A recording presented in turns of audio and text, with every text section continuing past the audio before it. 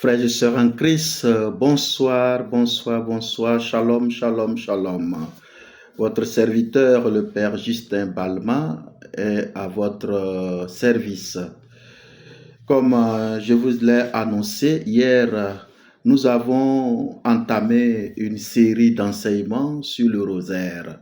Et hier, nous avons parlé du pourquoi du rosaire.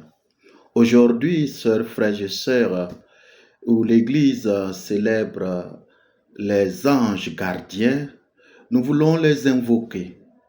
Que nos anges gardiens viennent toujours nous assister, qu'ils nous inspirent toujours et qu'ils nous protègent. Que nos anges gardiens veillent sur nous et qui sont nos compagnons de vie et de route. En ce soir, je vais parler avec vous d'un autre thème, une école de l'évangile, le rosaire vu comme une école de l'évangile. Oui, frères et sœurs, aujourd'hui je voudrais vous partager une expérience ou du moins une découverte. Le rosaire n'est pas seulement une suite de prières, une répétition de prières, comme diront certains. C'est une prière répétitive, une prière que l'on revient et qui est lassante. Je vous dis en ce soir que le rosaire est une véritable école de l'évangile. C'est une école où on apprend à vivre l'évangile, à méditer l'évangile. Vous savez, quand nous étions à l'école primaire et quand nous étions même au secondaire et même à l'université, nous apprenions en retenant, en bossant par cœur ou en mémorisant des choses. Nous apprenons en répétant. Et même on nous le dit, la répétition est pédagogique, comme nous le disent certains. Oui, frères et sœurs, la répétition est pédagogique et nous apprenions en répétant et en assimilant. Eh bien, avec le rosaire, avec la prière du chapelet, c'est un peu pareil.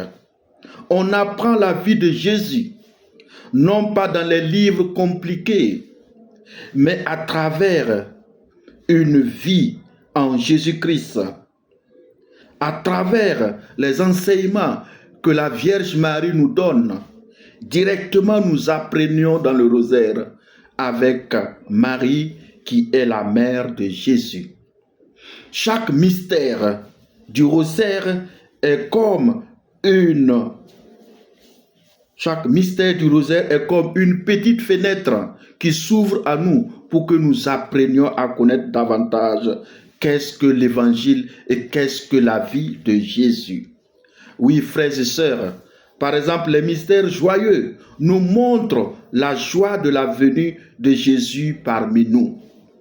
Les mystères lumineux nous rappellent sa mission publique, ses gestes d'amour, ses paroles de lumière que Jésus a vécues parmi nous, que Jésus a fait et transmis parmi nous.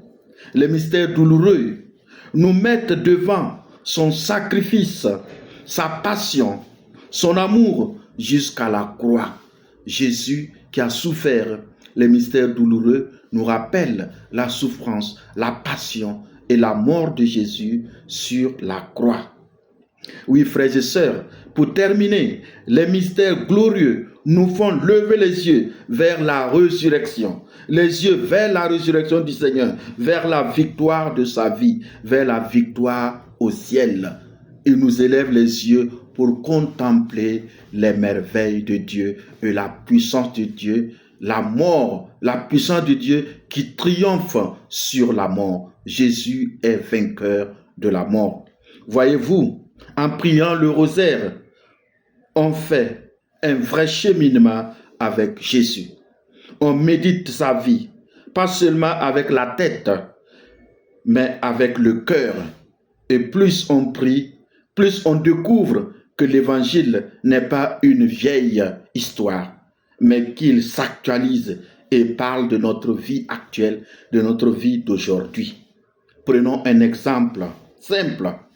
Quand on médite les mystères joyeux, par exemple la visitation, en Luc chapitre 1, les versets 39 à 45, nous voyons Élisabeth Marie qui rend visite à sa cousine Élisabeth dans l'empressement pour aller à sa rencontre. Et nous voyons en ce mystère une rencontre entre deux personnes, entre la Vierge Marie et sa cousine Élisabeth, et entre Jésus et Jean-Baptiste qui était dans le sein d'Élisabeth. Oui, frères et sœurs, Marie va courir chez sa cousine Élisabeth pour l'aider. Cela nous apprend que la vraie foi se vit dans le service. La vraie foi se vit dans le service. Oui, frères et sœurs, la vraie foi se vit dans le service des autres. Le rosaire devient alors une leçon de charité.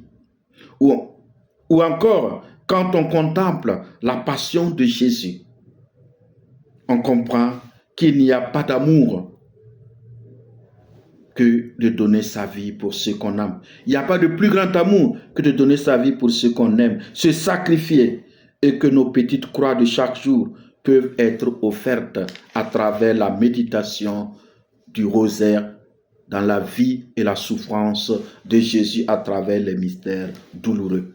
Oui, frères et sœurs, le rosaire, comme nous le dit le catéchisme de l'Église, est donc un catéchisme, est donc une catéchèse vivante.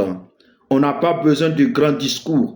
Il suffit d'un chapelet et d'un cœur ouvert.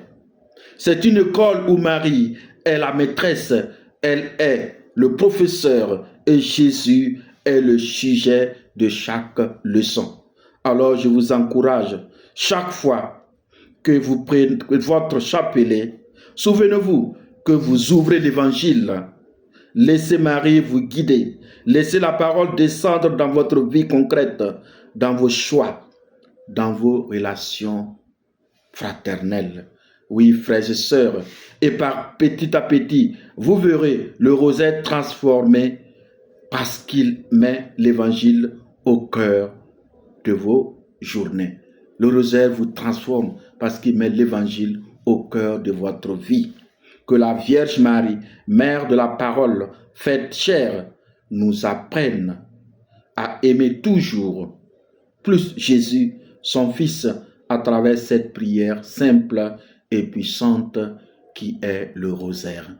Que Dieu dans sa miséricorde vous garde, qu'il vous bénisse et mettez-vous à l'école de la Vierge Marie pour apprendre à prier, à méditer avec le rosaire et le chapelet. Que Dieu vous bénisse, qu'il vous garde, au nom du Père et du Fils et du Saint-Esprit. Amen.